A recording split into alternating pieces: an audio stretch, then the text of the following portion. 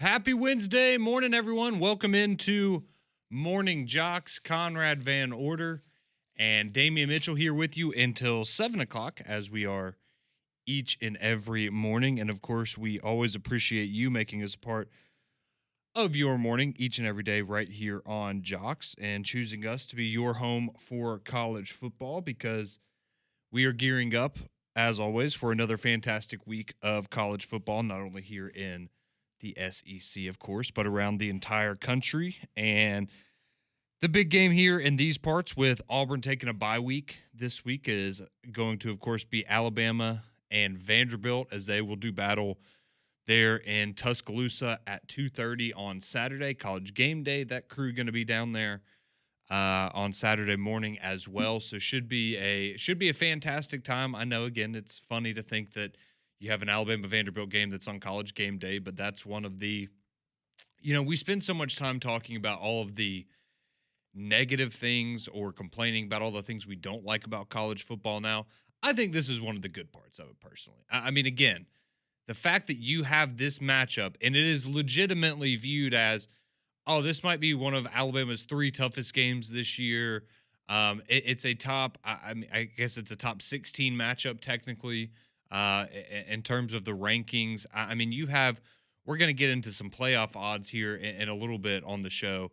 I mean, you have a Vanderbilt team right now that's like, I mean, legitimately 5 games into a season, a playoff contender. They have a Heisman Trophy candidate. It's bizarre. And so again, I know this week a lot of people are not going to want to have sympathy or be excited about what that Vanderbilt program has become, but I think this is a prime example of some of the good things that have come with the changes in college football, that you can even have a matchup like this where we can wrap our heads around Vanderbilt being this competitive with an Alabama. Well, Clark Lee tried to tell us years ago that he was building Vanderbilt into one of the better programs in college football, and we laughed at him. A lot of people were saying, No. You were laughing at him. No, he said they were going to be the best program in college football. Well, they're trending that way, aren't they not? They're a lot closer than they were a couple of years ago. I will just say that. They're closer than they were. No, I'm right there with you, though. I think it's unique that we ask for parity in college football. Well, these are the things that have to happen. Like we got college game day for an Alabama and Vanderbilt matchup. You'd have told me this 10, 15, even 5 years ago. Oh, yeah, no. What? What's the point of this? Like, is it a sympathy show? You would have thought, oh, okay, so Alabama's going for like a 100-game win streak or something, right. And that's why they're going to the Vanderbilt game, yeah. Yeah, and again, when you got the likes of Johnny Manziel saying, oh, I'm going to pull up to the Alabama and Vanderbilt game. Okay, and again, we talk about quote-unquote villains of college football, but who would have thought that we would get to a point where the Vanderbilt quarterback is one of the people that we look at and say, he's actually bringing a lot of excitement to the sport. Yeah. Vanderbilt's quarterback, Diego Pavia, man. And I'm with you.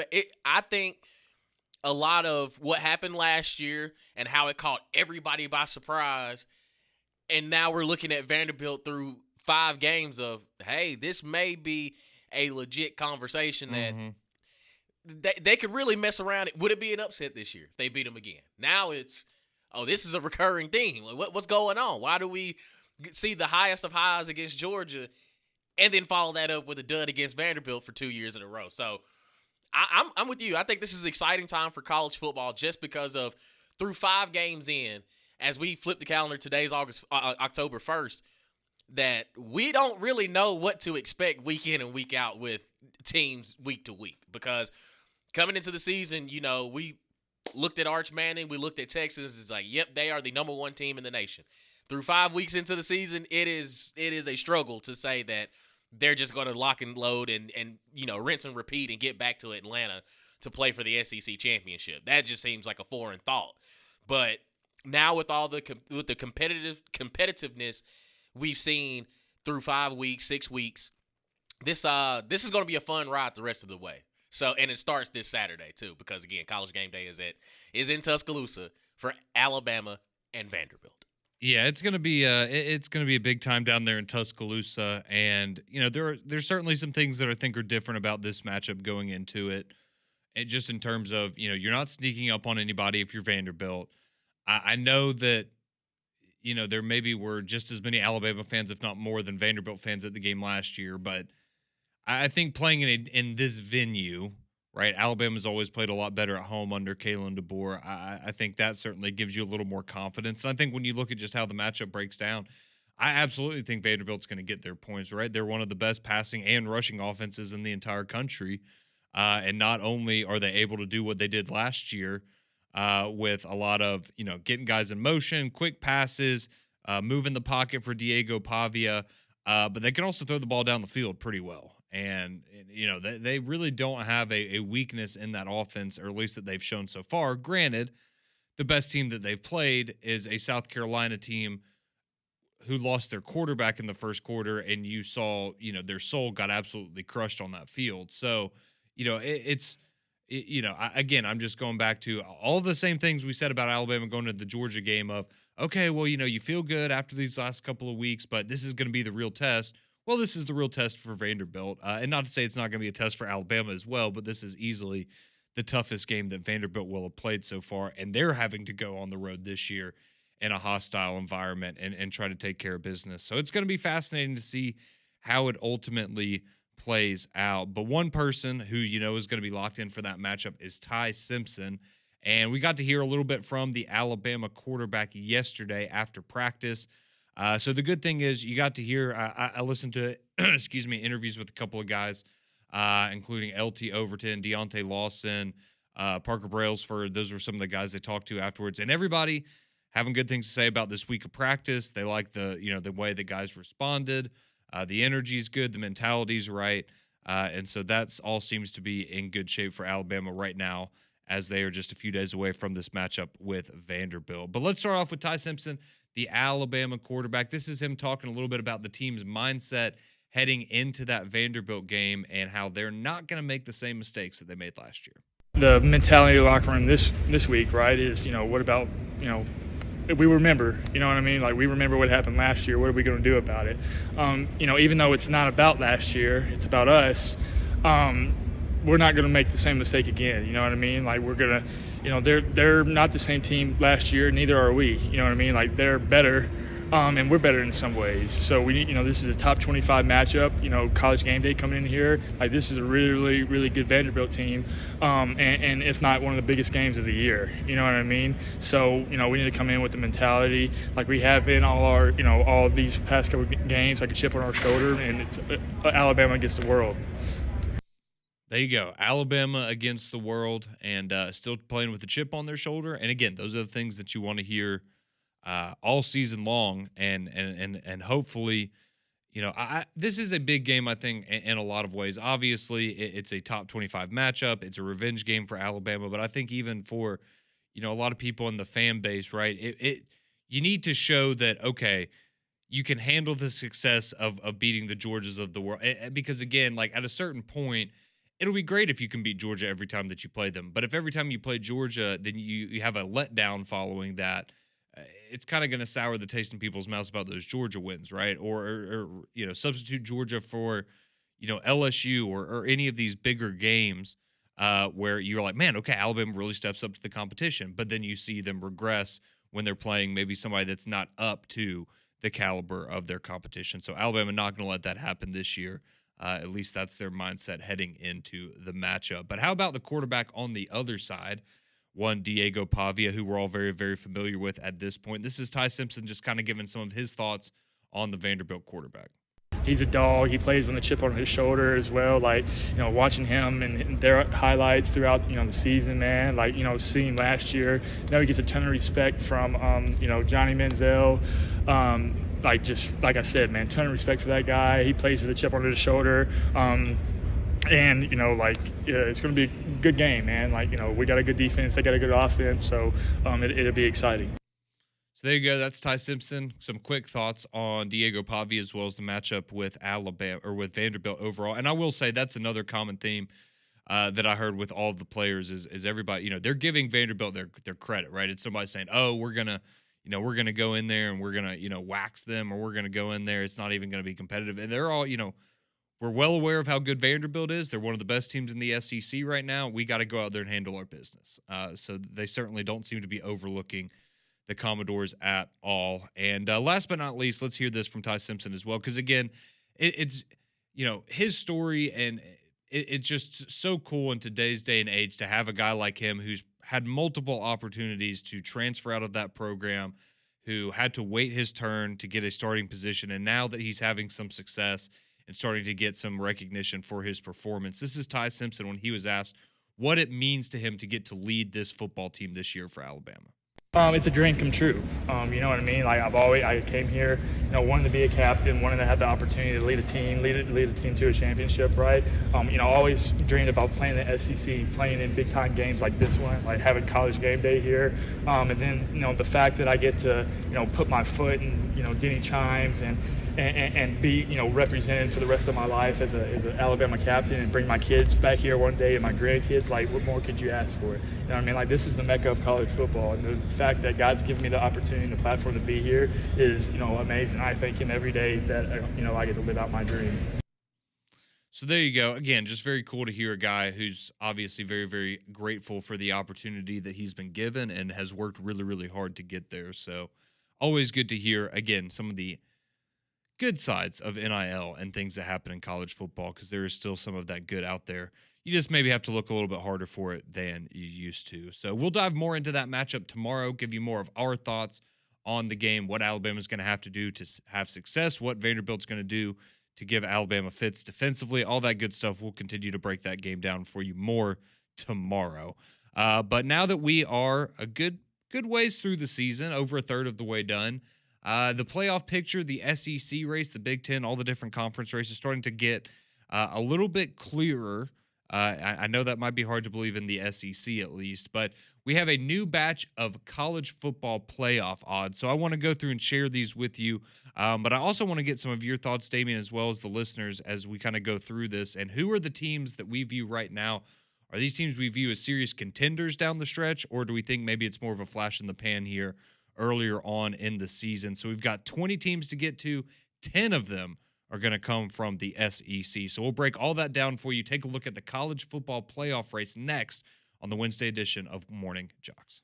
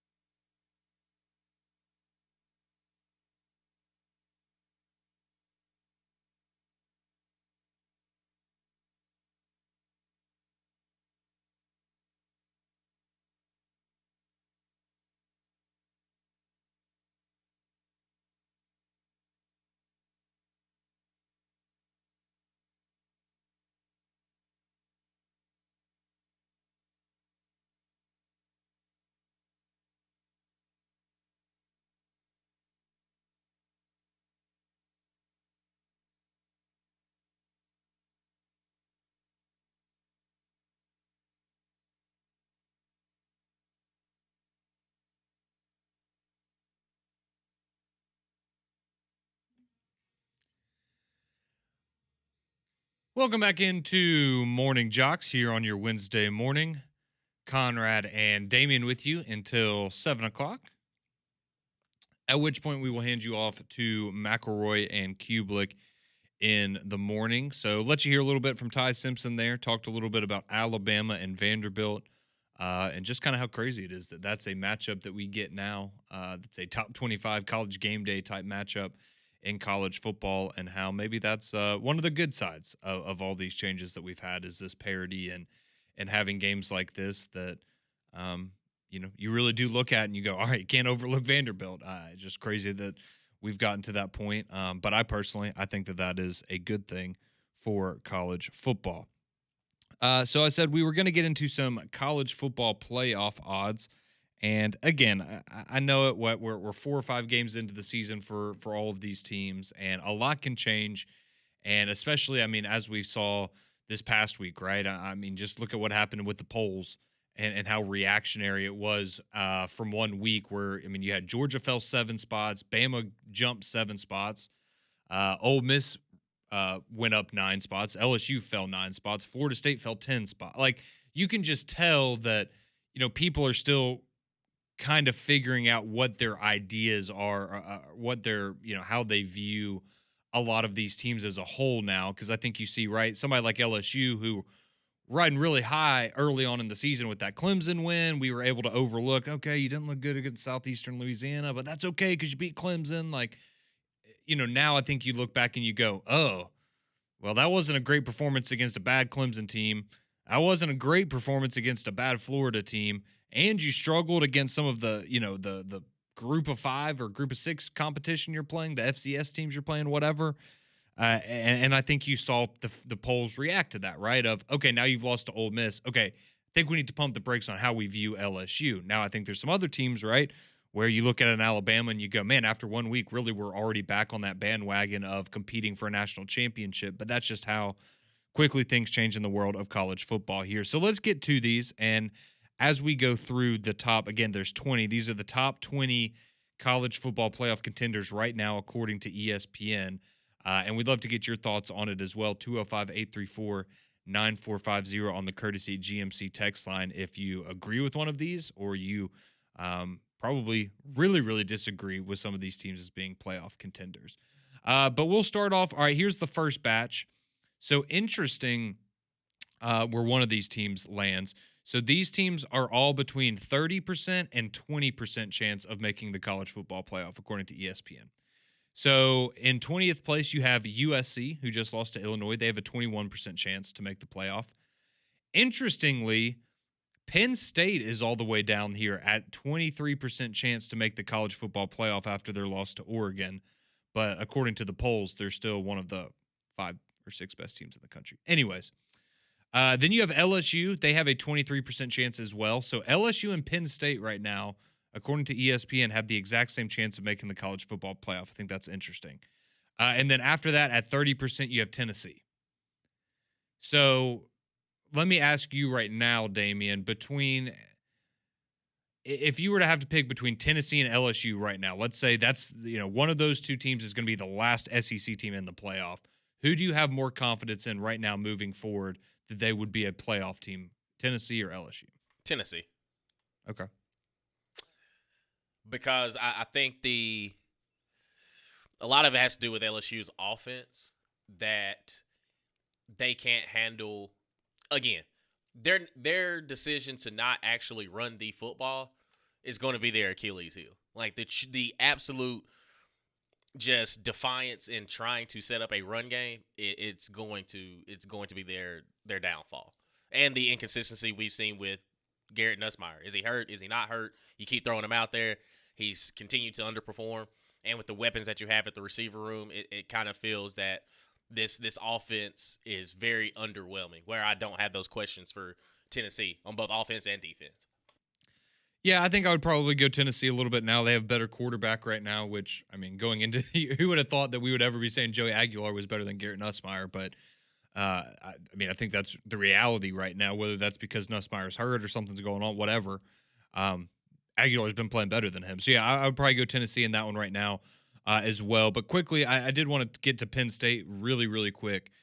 because I thought that was so interesting that they're still number 7 in the AP poll, but you have them, I guess, down technically at number 19 in terms of the best chance to make the college football playoff. And you look at their schedule, and I think what ESPN is telling you right now, because they have, okay, you're going to have to play at Iowa. That's not going to be easy. You're going to have to play Nebraska at home. That's not going to be easy. But I think we would expect Penn State to win those games, right? And I expect them to beat UCLA and Northwestern, and yeah. But they have games left, so they go to Ohio State, and then they host Indiana. So, again, not to read too much into this because we'll see these games play out themselves later this year, but it just seems like ESPN's essentially telling you they don't like Penn State to beat Ohio State or Indiana, and that a 9-3 Penn State is not going to get in the college football playoff, which I don't think is a bad thing because at that point, I mean, if that's how they do, if they go 9-3 and they lose to the 3 ranked teams that were on their schedule and their best win is Iowa, then they don't deserve to get in. I just think it's very interesting that ESPN is kind of telling you or foreshadowing, maybe that Penn State is not going to have the record we all thought they would have at the end of the year. Yeah, and I mean, this is supposed to be the number 1 team in the country in a lot of people's eyes. Right, and they haven't performed. Like you said, they haven't. If they don't beat the Ohio States, the Indianas, and they already have lost to Oregon, then the teams that would be of playoff quality, you've already shown that you can't beat them. Yeah. So what's the point of putting them in? And like you said, the biggest win would be Iowa, who can't, throw the football in modern day time. So, yeah, I'm kind of in the same boat with ESPN on that one. And I'll just say, I thought it was an entertaining game in terms of like the fourth quarter and overtime with Oregon, and Oregon was the better team in that game. But I didn't walk away from that game going, man, I hope I'm watching that in the national championship game. I'm with you. Just saying. All right, so now the next batch of teams and their playoff odds. We've got one more SEC representative here in this next group. So these teams all have between a 34 and a 36% chance. So these are all neck and neck right now. So right ahead of Tennessee, you have Michigan at 34%. You have Missouri at 34%. You have Memphis at 34%. BYU is at 36%. And Texas Tech is also at 36%. So you've got 2 Big 10 or 2 Big 12 teams, 1 SEC, 1 Big 10, and then a group of 6 team there in Memphis. So quickly with Missouri for you, Damian, just tell me if you're like me, because I like what I've seen from Missouri. I think Purbulo's looked better than I expected him to. And obviously, Ahmad Hardy is, I think, clearly the best running back in the SEC, maybe in the entire country right now. We just haven't really seen them be tested yet. And so I would say I am cautiously optimistic about Missouri's chances, right? Because we've seen Drink win 10 games back-to-back years. So you know that they can do it. It's just a question of what are they going to look like once they start playing the big boys in the conference. Yep, I'm with you 100% because I like what I've seen from Missouri so far. They've handled that. Kansas was probably their toughest test. Well, I'd say South Carolina's probably been their toughest test so far. And that was when South Carolina was at 100%. Lenore Sellers was back. I'm with you. I think Missouri, we'll know more about Missouri at the end of this month because they're going to go through that SEC gauntlet into November. But to your point, Drink has shown in multiple seasons when not everything was in their favor and they mess around and win 10 games. So they're in a good spot. They're in the ideal spot where there is some belief, but also against playoff caliber teams, are they going to be able to knock those off? Are they going to be able to knock them off? And also, are they going to continue in the way that they've been able to do, having success in the run game? And like you said, Pribula has really, really caught my eye because, again, it's not that you had to, quote-unquote, replace Brady Cook because it wasn't like Brady was, an 8,000-yard passer. Yeah. He wasn't running the air raid while he was there. But for the inconsistencies that he had at the quarterback position, Pribula has stepped in and really balled out. So Missouri's kind of that wait and see. I wouldn't want to play him when they're rolling. I'll put it like that. Like that's a team if I look at them on my schedule, like, okay, are we getting them after a loss? Are they, did they show a few chinks in the armor before we match up and play with them? But they are definitely in that boat of if they catch lightning in that bottle, watch out.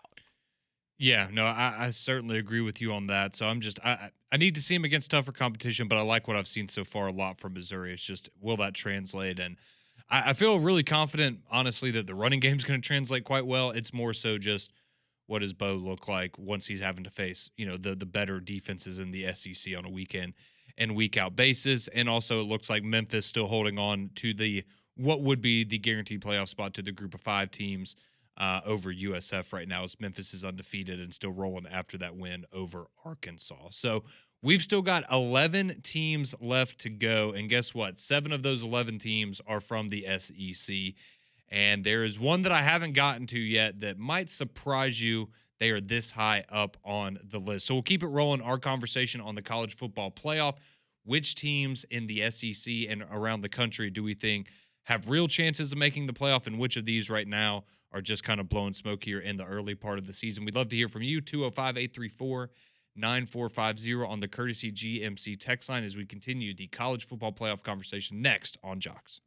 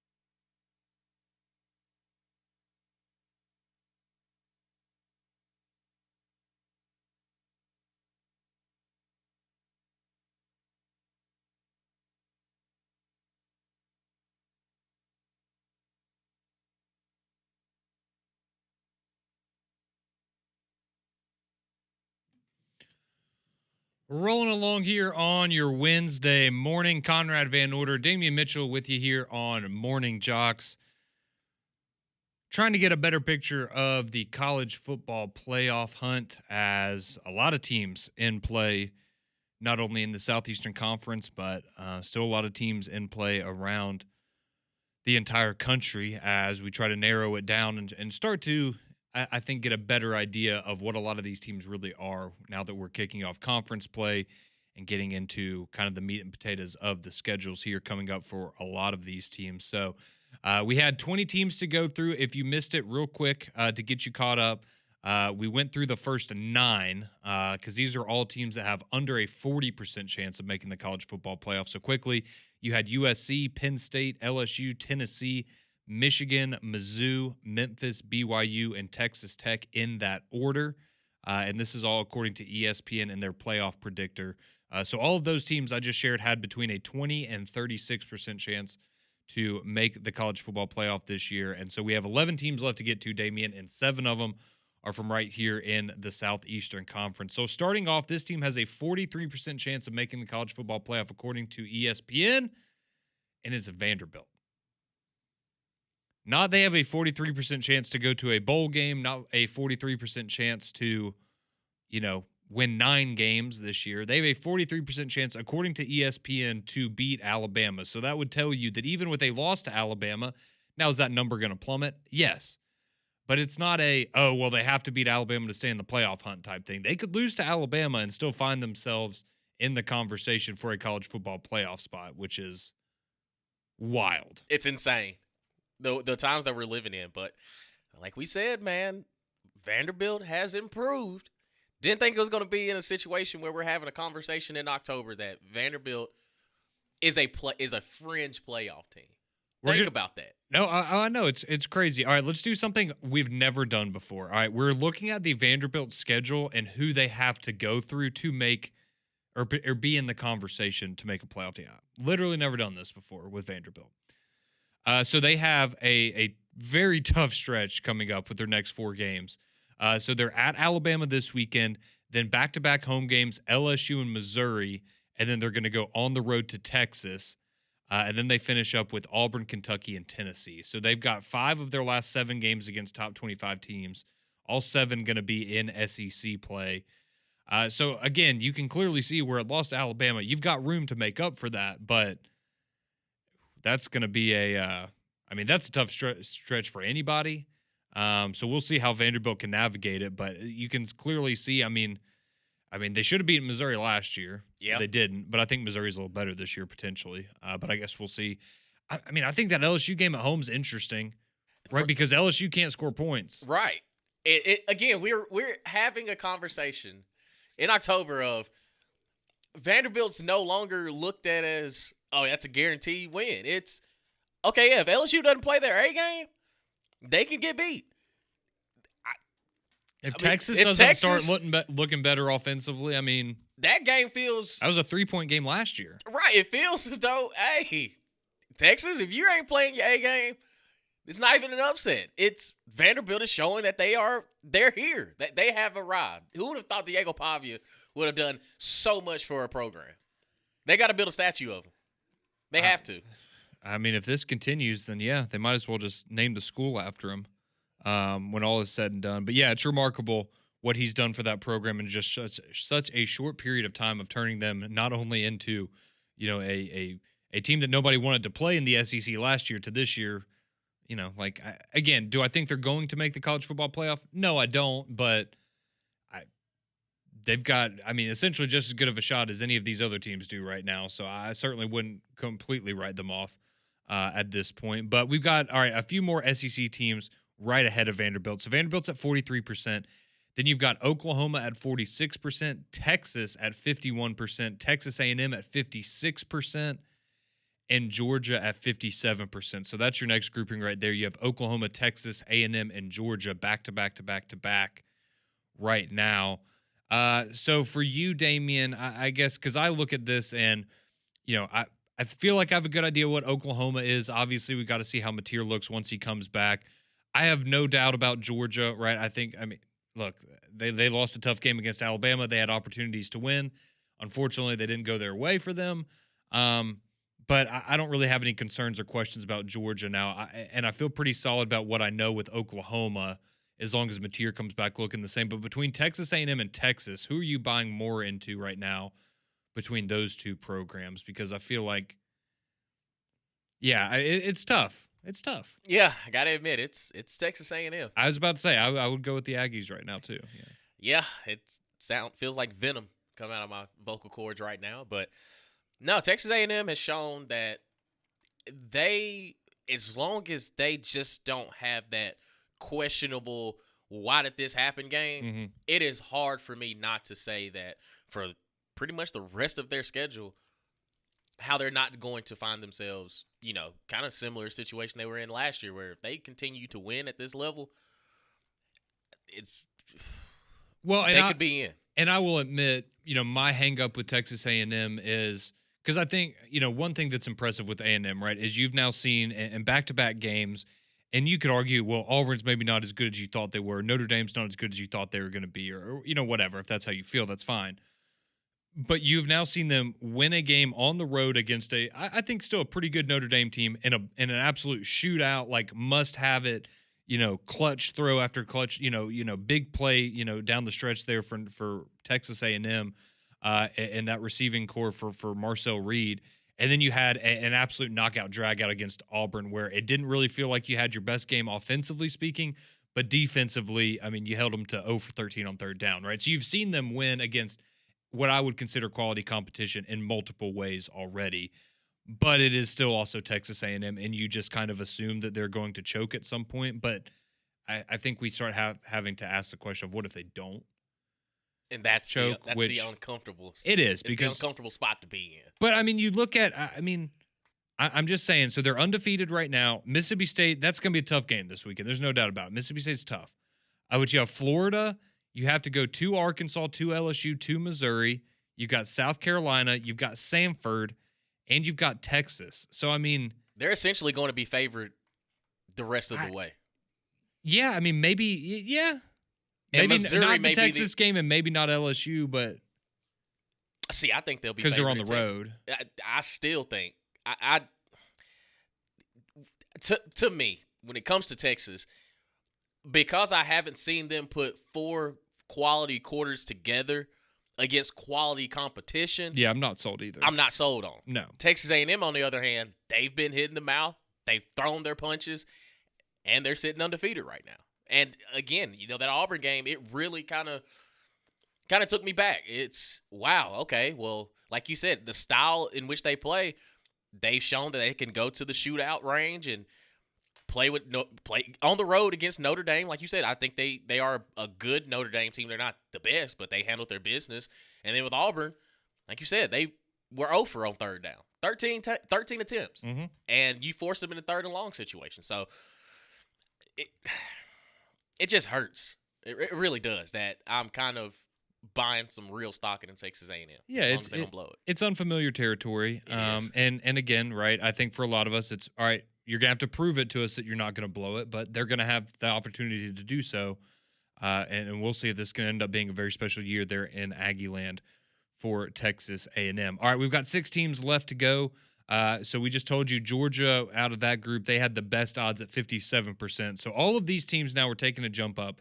All of these teams have a 67% chance or higher of making the college football playoff, according to ESPN. And so this next group is very close together. So it's 67% chance, the 6 best odds to make the playoff right now. You have the Miami Hurricanes, and then right ahead of them at 68%, you have the Ole Miss Rebels. You have the Indiana Hoosiers. And then right there at 69%, you have the Alabama Crimson Tide. So that's that next grouping there. Look, I think we all understand, right? If Alabama keeps winning, they're going to be in the playoff. No questions about it. Same thing for Ole Miss. I think we both learned a lot about those teams here late. They just have to continue to prove it. I'll say for Ole Miss, it's not quite like Texas A&M, but it is a little bit of the same thing of, all right, can Lane continue to win these high-pressure games in the SEC? Because we just haven't seen him do it when he needs to.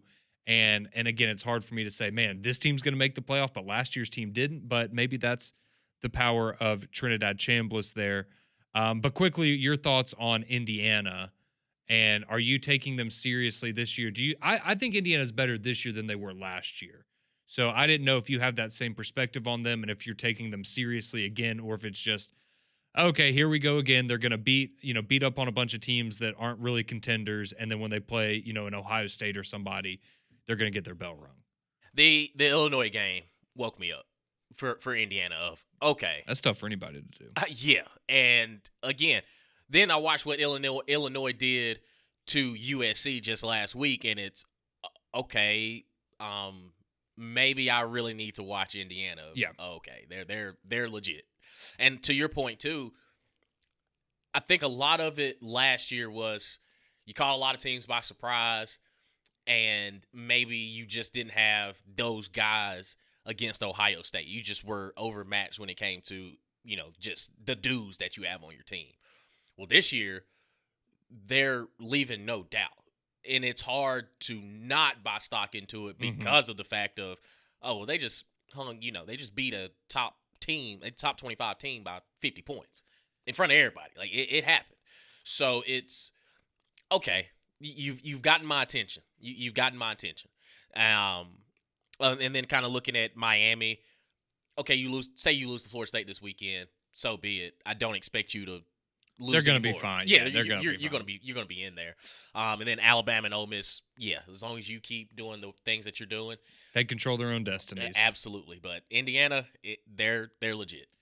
Yeah, no, I think Indiana is definitely a solid team this year. So we'll see if they can continue that. They're going to have a big one against Oregon coming up next weekend. So we'll learn a little bit more about them as well. And then, so no surprise, at the top, you have tied 87% chance for both of these schools, Oregon, Ohio State. No surprise there that they're at the top because, again, you look at their schedules. I mean, they could sleepwalk to a 10-2 record right now for both of them pretty much. So that is the way that ESPN has it laid out. So Oregon, Ohio State have the best odds at 87% to get in the playoff. Alabama, currently the best odds out of any SEC team to get in the playoff with 69%. Miami there for the ACC, 67%. Texas Tech and BYU split as favorites in the Big 12. And Memphis, your leader right now for the group of 5 programs. So that's a fun little look at the college football playoff race, as we will no doubt continue to discuss that as we get closer and closer to the first rankings that will come out and a little over a month from now as we get closer to playoff time in college football. But we want to hear from you. Got a lot of your texts coming in, 205-834-9450. Your thoughts on the playoff conversation and some of the games coming up this weekend. We get to you next on the Courtesy GMC text line here on Morning Jocks.